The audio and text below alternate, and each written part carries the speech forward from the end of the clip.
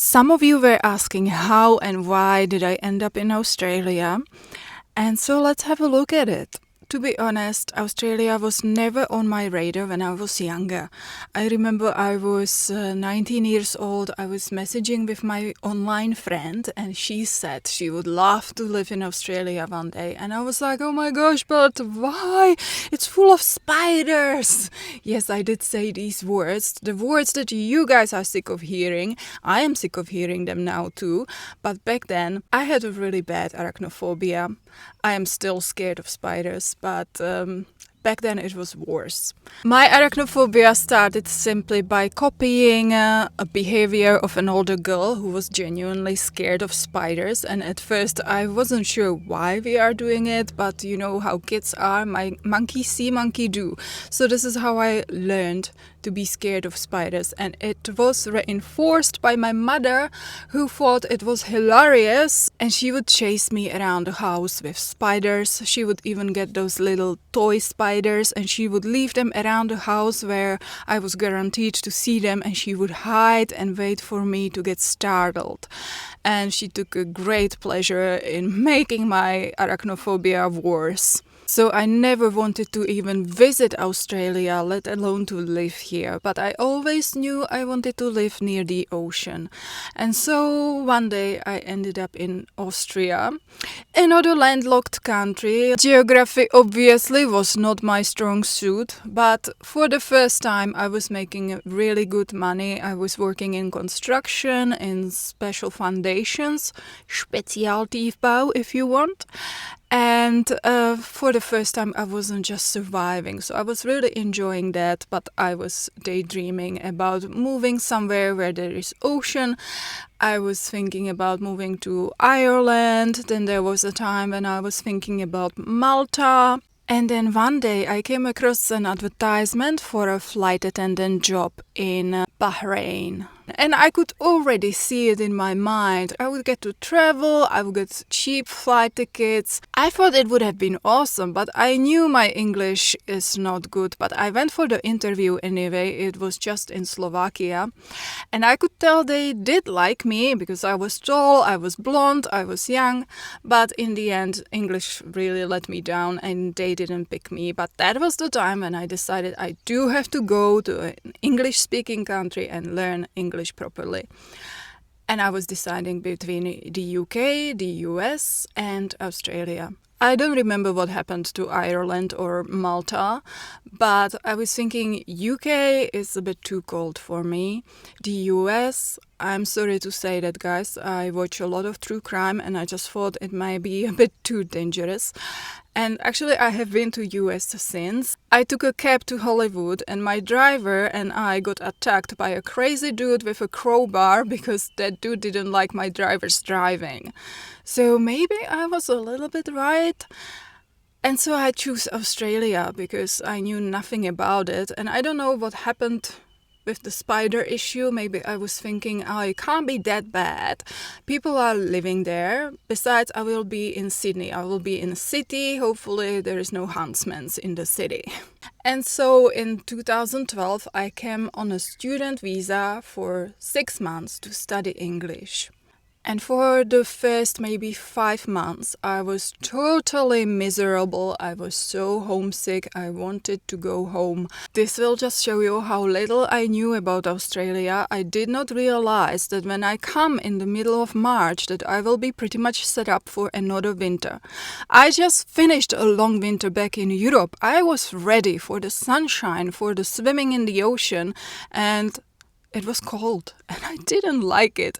And it didn't help that I was sharing a room with 3 other girls. They were Koreans, and looking back, I would love to get to know them a bit better and maybe talk about their culture and stuff. But back then, none of us spoke English very well. And besides, I think we kind of hated each other because they were constantly opening the window. I was already freezing my butt off. And then the window made it even worse. And every time I closed it, 5 minutes later, it was open again. I had no chance because it was 3 of them against 1 of me. And people didn't understand it. They were like, how can you be cold? You come from the Czech Republic. It's even colder there.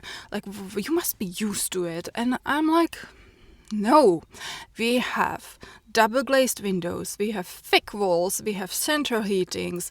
Outside there can be minus 20 degrees, but inside we are still gonna be wearing shirt. It's not like that in Australia. In Australia they had a choice. Either they build houses for the warm weather or for the hot weather.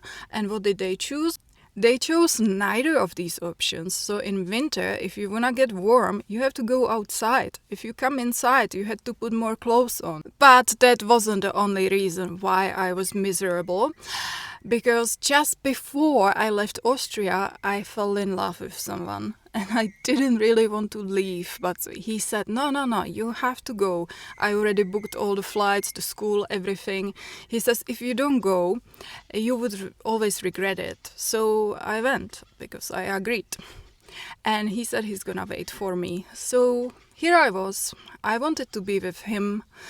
And I missed him a lot, and I wanted to talk to him and tell him all the new things that are happening to me. I just felt we fit so well together because I am 6'2". I am 187 centimeters tall. He was 2 meters 10 or 6'10". So even when I was wearing high heels, I was still shorter than him. I finally could feel like a woman. I felt very feminine next to him. I could wear pretty little dresses and high heels, and wow, I really enjoyed it. And I'm sure he had some other qualities that I really liked about him, but this one really stood out. But his approach was very different. He had his own business and he just dove into work so that he doesn't even think about that he's actually missing somebody, and he rarely ever communicated with me. Or at least that was the explanation he gave me, and every time I was so close to giving up, he would breadcrumb me. He would send me a long, heartfelt love letter, and I would be like, oh, okay, he loves me, he misses me. So one day I went back to Austria for just 1 week because I needed to get to know him a little bit better, and I needed to find out if it's worth for me to come back for him. I returned from Austria a free woman. I was heartbroken, but so much weight lifted off my shoulders. I met my bestie, my sis. By the way, did you know that bestie, the way it's written, it reads bestie in Czech and it means a beast. And we moved in together. We lived in the northern beaches in a beautiful apartment. The beach was right there. And I just fell in love with Australia, and I was like, I'm never leaving. And so I went to study business, and after business I studied aviation, and I was hoping that if I do flight instructor rating, that I can get a visa, work visa as a pilot or flight instructor. But I was really nervous about it because I saw how they actually treat the flight instructors, and I thought, I am not sure if I could do that. But during the study, I fell in love with someone. He was a New Zealander. He absolutely hated it here and he wanted to go home. And he started to paint a picture of New Zealand as something that's so much better than Australia and I'm going to love it. And finally I was like, okay, I'm gonna come with you. And so I went to New Zealand. The first year I was on working holiday visa. At first we were in Palmerston North. I quite liked it. I was excited that the birds finally are singing again and not screaming and yelling like in Australia. It reminded me of Europe a lot. But then we moved to Dunedin. And it was maybe October. Australia was getting nice and warm and toasty, and suddenly I was in Dunedin where it was bloody cold again, and I really didn't like that. Thankfully we didn't stay long there. We moved back to the North Island with a few months stop in Nelson, which was great. And so I got partnership work visa, and then I got partnership resident visa, and then at some point his mistress found out about my existence and shit hit the fan. Thankfully, I no longer needed him to become a permanent resident and then citizen. And that's not to say that I was with him for the visa, just to be clear. If I was like that, I could have stayed in Australia. I did have a few offers from men, but I always wanted to be with someone for love. Maybe I was naive. And eventually, after 9 years, I finally moved back to Australia because as a New Zealand citizen, I can work and live in both countries. I can't even describe how happy I was when I first arrived. I was walking through Sydney. I was so emotional. I had to keep pinching myself to make sure that I'm not sleeping, and I was just about to cry. Because when I was back in New Zealand, I used to have those dreams that I'm finally back in Australia and I don't have to leave anymore. And just the happiness I felt even in those dreams. And then you wake up to find out that you are still in New Zealand. And that's not to say that New Zealand is bad. New Zealand is beautiful. I really enjoyed my time in Kaikoura or on Waiheke Island. But it's just my heart stayed in Australia. I was visiting my bestie as much as I could, but during COVID it was a very hard time for me because the borders were closed and I couldn't get my Australian fix. And then before they opened the borders, my Czech passport expired and you cannot renew it in New Zealand. You have to go to Australia to renew it. So I was stuck again, or still. And the irony is that now that I finally can be near my friend, I end up in Western Australia. So I'm actually now further away from her than before. But at least we are in the same country. And I'm going back to Sydney for Christmas. I'm really looking forward to it. And for those of you who requested more parrots videos, we will see a lot of them in Sydney. They come to my friend's balcony. Only I'm not allowed to feed them there because apparently they destroy the fairy lights and they poop everywhere if I do. So, this was my long journey to the life I have now. And maybe it seemed pretty easy, and it probably was. Although at the time I didn't know that it would all work out, so it was pretty stressful to say the least. I am absolutely relieved that I don't have to worry about visas anymore, and I'm grateful for that every single day. Unfortunately, if you think about moving to New Zealand or Australia, it won't be as easy now as it was 10 years ago. Just like it wasn't as easy for me as it was for people who came 10 years before me. I know this puts people like me in a really difficult position. On one hand, I absolutely understand why locals are frustrated. When teachers, nurses, and people born here can't afford rent, let alone buy homes, something has to give. The infrastructure simply hasn't kept up with population growth. And that's creating real hardship for everyone already here. But on the other hand, I also remember what it felt like to dream of a different life, to want the chance at something better. I was incredibly lucky with my timing. I got here just before the doors started closing. And I don't take that for granted. Every single day I wake up grateful that I made it through. If you are watching this and dreaming of Australia or New Zealand, I'm not going to tell you to give up on that dream. But I will say this. If you are serious about it, you need to research thoroughly and move quickly. The requirements are only getting stricter, and the competition is fiercer than ever. Maybe consider less obvious paths, regional areas that need workers, or skills that are genuinely in short supply. Oh, and be ready to live in a car, because rents are crazy high. Maybe in a few years, there will be a more sustainable way to welcome new people without making life impossible for those already here. I wish I had easy answers, but I don't. Wow, 4% on battery. I better be quick. It's Saturday morning, I just went shopping. It's really hard, I don't know what I will want to eat.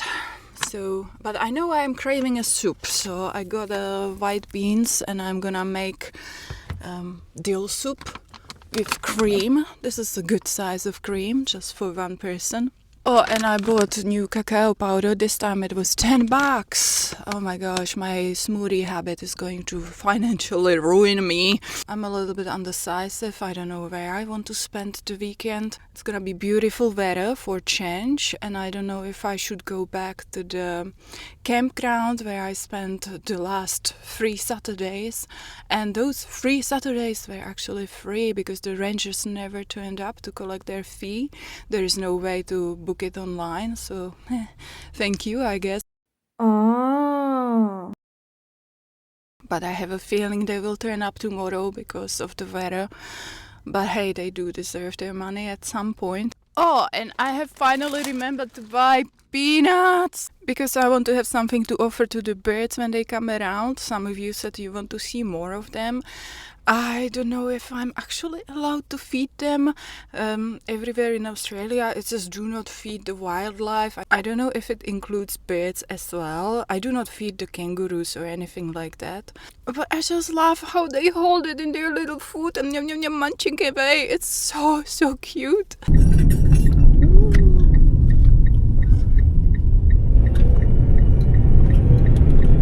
Okay, I have to find my anti-vandal key. Oops. So that I can get some water.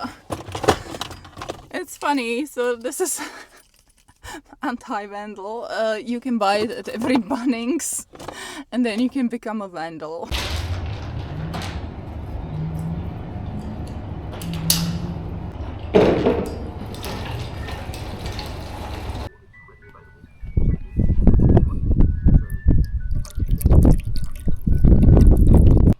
You've been homeless for many years. Meanwhile, migrants are getting put up in hotels. How does that make you feel? That's a good question.